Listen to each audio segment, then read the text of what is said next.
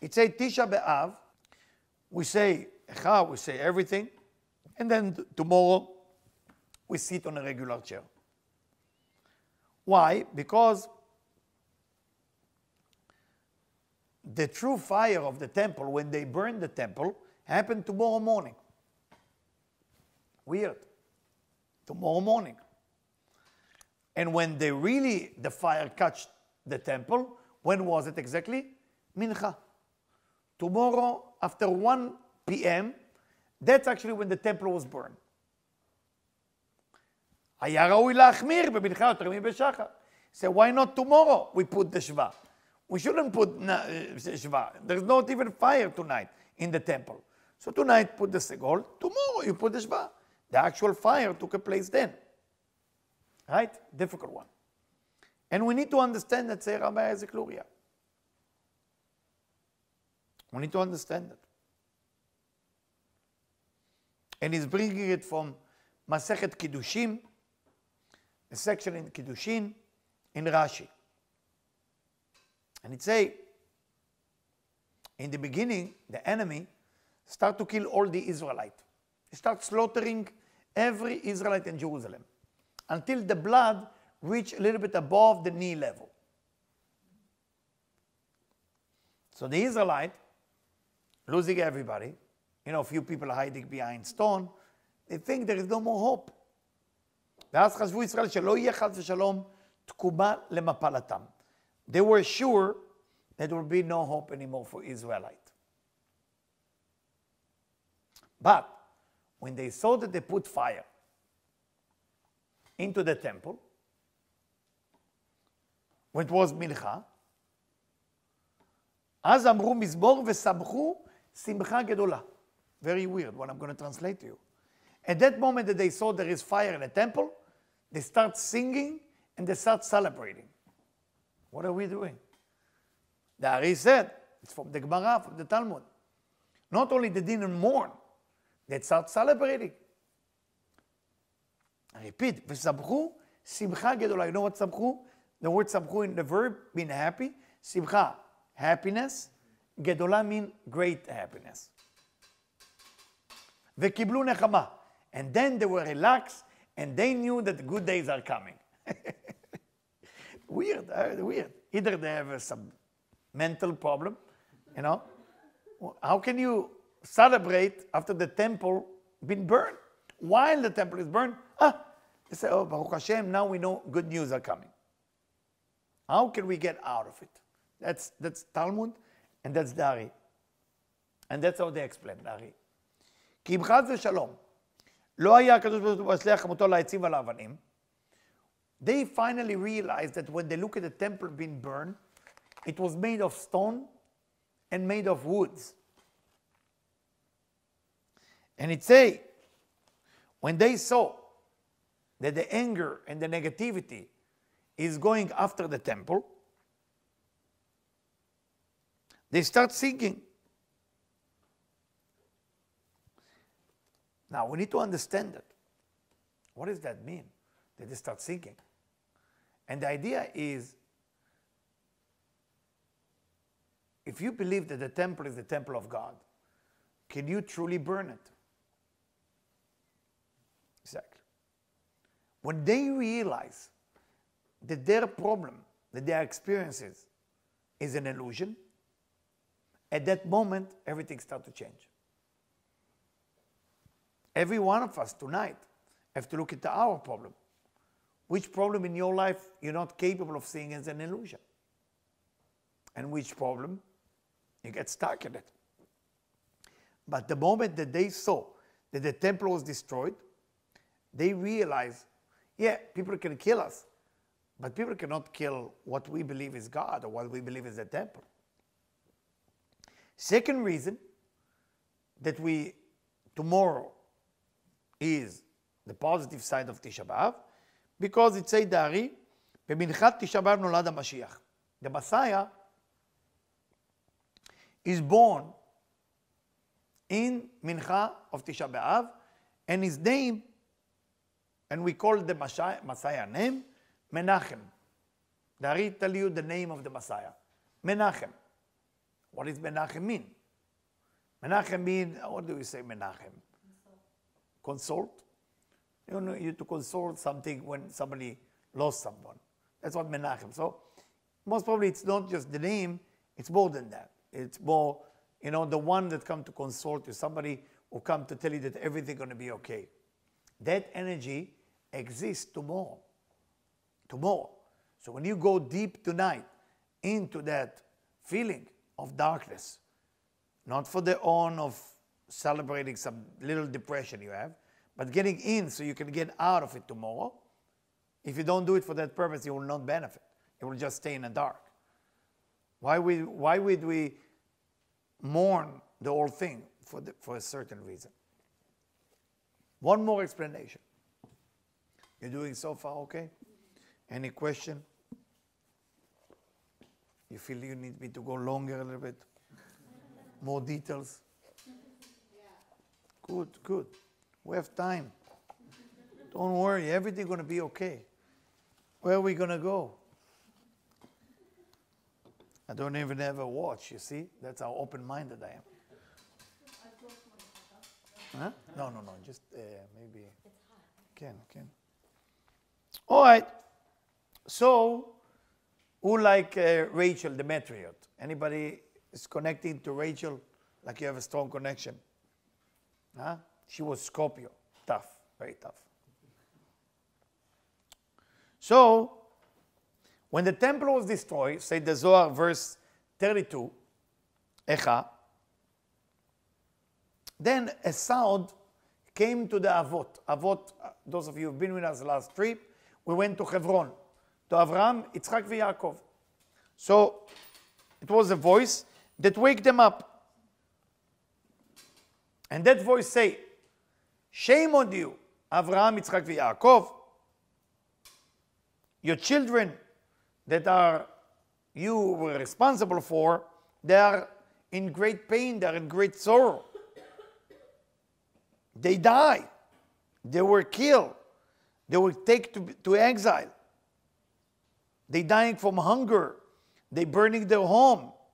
Where is your mercy? He said to Avraham, Yitzchak, and Yaakov. That sound came from heaven. So right away, the father and the mother woke up in Machpelah in Hebron. And they went to who? Where were they going? To talk to, they got to have a meeting. Go to Moses. They went to Moses. And they look at Moses and say, Moses, Efo em habanim? Where is the children we left you with? We left you with kids. Our kids we left you with. Efo azafta otam? Where did you leave them? I love it. There's only, not to speak bad about Jewish, but the Jewish, it's you know, well, I give it to you. Miyad nitorer Moshe. Moses woke up. And where did he go? Huh? והלך עמהם ליהושע. He went to Joshua. אמר לו, בני. האבות האלה, those parents, the father and the mother, came to me. And God make me in charge of our children. I give them to you. Where are our children? השיב יהושע ואמר, Joshua open and say, Moshe Rabbeinu, Moses, my master, I left them in the Holy Land. And I divide the land perfectly. That everybody will have a piece of land. It's beautiful. Joshua didn't go forward. He could go. Stop. All of them start walking toward the Holy Land. Can you imagine how many things happen in the Holy Land without we can see it even? They walk back to the Holy Land. And they saw everything destroyed.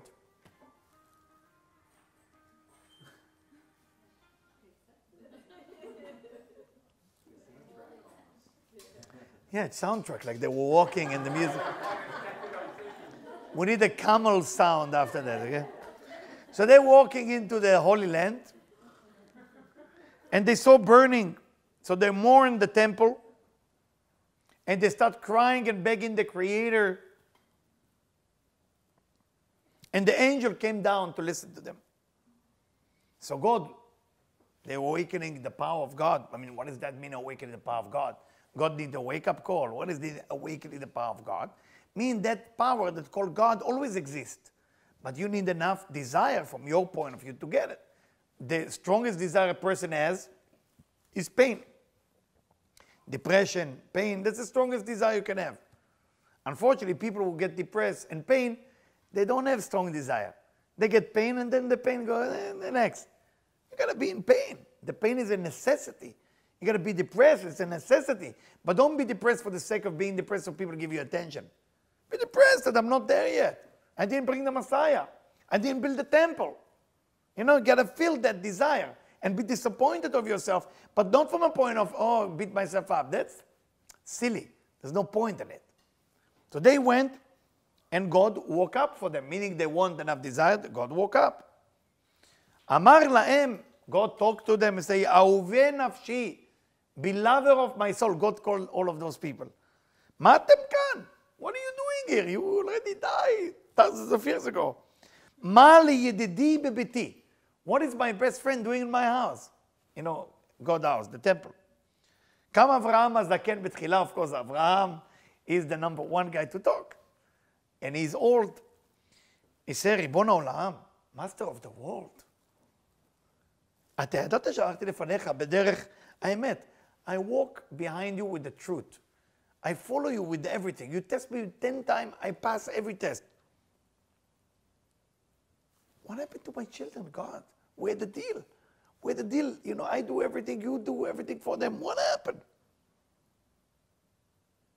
He said, where are they? I don't find them. You promised me, God. God look at Avraham and say, Avraham,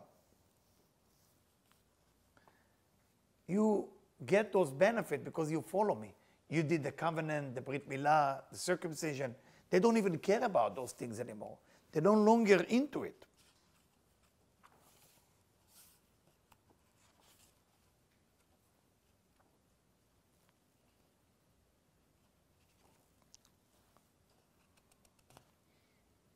Eventually the page will open up. I'm expecting it in Tisha B'Av. Yeah, it's beautiful. It's got to be. Made it. They do idol worshiping, and that's why I had to do it. And I really forgive them because of you. Avraham heard what God said, couldn't say anything. So he went after Avraham, he went to Isaac, he went to Jacob. Everybody, he talked to them, said, well, they did this bad thing. God told them I had to do what I had to do. The justice is justice. Then he get to who? Rachel. Rachel was screaming and crying. So God came to Rachel and said, Rachel, why are you crying? Why are you crying? You know, I just talked to Moses, Avraham, Isaac, Jacob. They're all quiet because I promised that I keep them, but none of the deal, they didn't keep their part of the deal. What do you want me to do? She said to him, how can I not cry when they're all dying? She said. Where is my children? What have they done to you? So God said to her, you know what just happened? The last thing they did, they took idols and they put it into my temple. How can a person do something like that? He said, usually you're quiet and you move away, right? Everyone, she didn't want to move away. She said, don't you remember what I went through with my sister? That you get my own sister into my chuppah and she took my husband? Don't you think that's worse than putting a little temple into your temple? Now nobody, she doesn't talk to a person, she's talking to God. Shocking.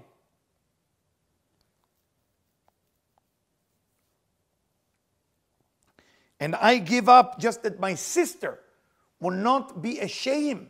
I gave my house, my love of my love. I gave her Yaakov. I gave her everything just for the sake that one human being will not get insulted. Everybody knows the story. I don't need to repeat, right? Jacob had promised to marry Rachel. And that night, Rachel was replaced by her sister Leah because her father was an evil man. And Rachel saw that her sister Leah would be replaced by her. She didn't want her sister to be insulted. Why? Because a few nights before, Jacob knew it's going to happen. So he said to Rachel, I think your father will try to fool us. So he gave her a few signs just with the finger. So when he looked at her finger, would know it's Rachel and not Leah. Because in those days, they used to cover the whole body. The only thing you can see was the finger. Can you imagine? A wedding for the girls, right? Cover. So, and that's why traditionally, if you see traditionally, if you ever went to Orthodox Jewish wedding, before the wedding start, they actually go and reveal that this is the wife. The husband go to check if this is the wife. Till today. Till today, 3,400 years after, before the chuppah start, they go, check, yeah, that's a woman. Yeah, and then they go and get married. Till today. Now what happened? What happened? Now listen carefully. What happened? Rachel gave up that thing, and she gave to Leah to take her husband just for the sake that Leah will not get insulted. So she said to God, I did it. I did more than you, she said to God. Can you imagine to talk to God like you? And you, that everybody call you merciful, you, that everybody call you forgiving, you, that everybody call you that you can just let go of things, you should do better than that. Can you imagine? Rachel. Now you know who Rachel is, you know. When you talk about Rachel, you need to read that part. By the way, I wanted to know, I'm reading it because every Tisha B'Av, the Rav used to ask me to read it for the Rav. So the Rav used to read, we're sitting, the Rav said, Eliyahu, please read this part before we do that. That was the part all the time. Because I used to read it with passion, like I'm reading it with you. This is one of my favorite Zohar section. So God said to her, you happen to be right, and please accept Tanachumim. What did he say, Tanachumim? Condolences. Please accept. And what it's written on the grave of Rachel, if you ever read, Kol barama nishma, there is a sound coming from the mountain, Rachel mevaka al banea, Rachel still crying. Ki eneno, because her children are not there. Lo ratzta lekabel tanchumim. She refused to accept the condolences from God. Can you imagine? Ma'u hatam? Ki eneno. Because God is not with us like it used to be. She said, I will be depressed until you prove to me you can do better than that.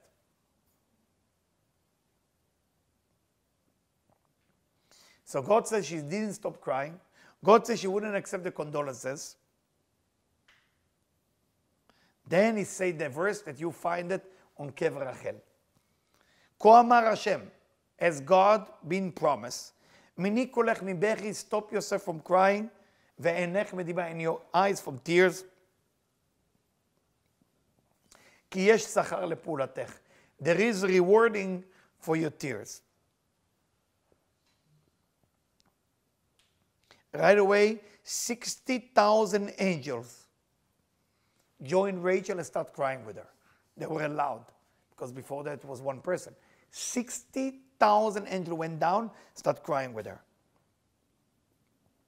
And she shook 200,000, say the Zohar, of levels of consciousness in the upper world. She shook the places that are hidden to be revealed since Genesis. It was not revealed.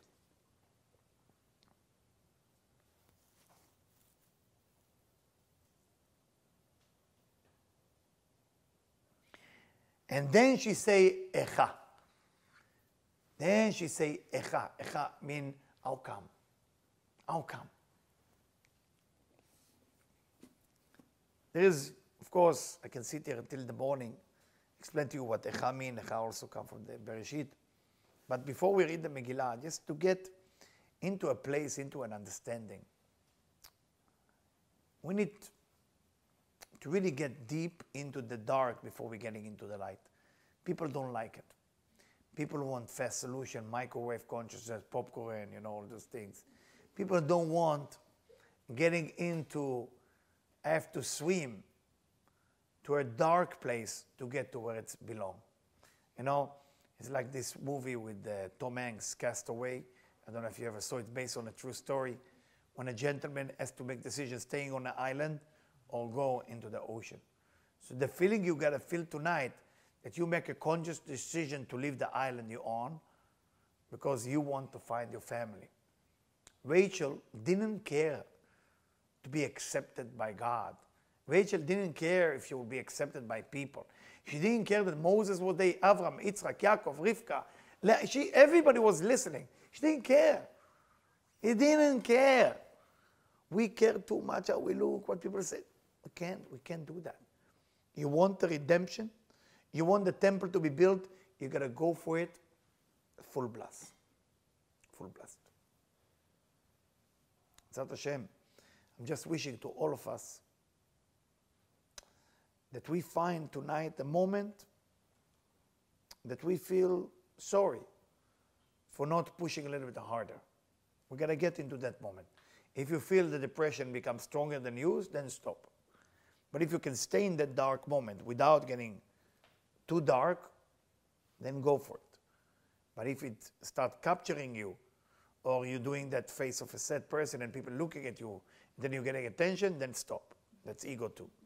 Ego has two sides. Ego has a side that you are impress people with the good you do, or you're sucking people energy with the bad thing you do. So find out, be real. And hopefully, with the help of all those wonderful souls with us tonight, Bli Nara, and specifically the Jose of Lublin, the Sir of Lublin was excommunicated by his community. His community kicked him out. When they kicked him out, a lot of rabbis stopped talking to him, a lot of people stopped talking to him, and he had few people. And he said to the community of the world, all the community of the world, he said, I know you hate me now, but I promise you, he said to everybody, that they will sit Shiva on the time that he died. But they never knew he will die on Tisha B'Av. So he say, every year you will sit on the floor. So he told them that's what happened. Just the story about the Sir of Lublin, just to know the Holy of Holiest of all time. What make the Sir of Lublin? He could see everything from beginning to end. And one time, the famous story that everybody tell, every Chabad and all this, that's the story they tell tonight. Because he was so holy, he get to a point that he was so holy that you get closer to him, your hands start shaking, you leave.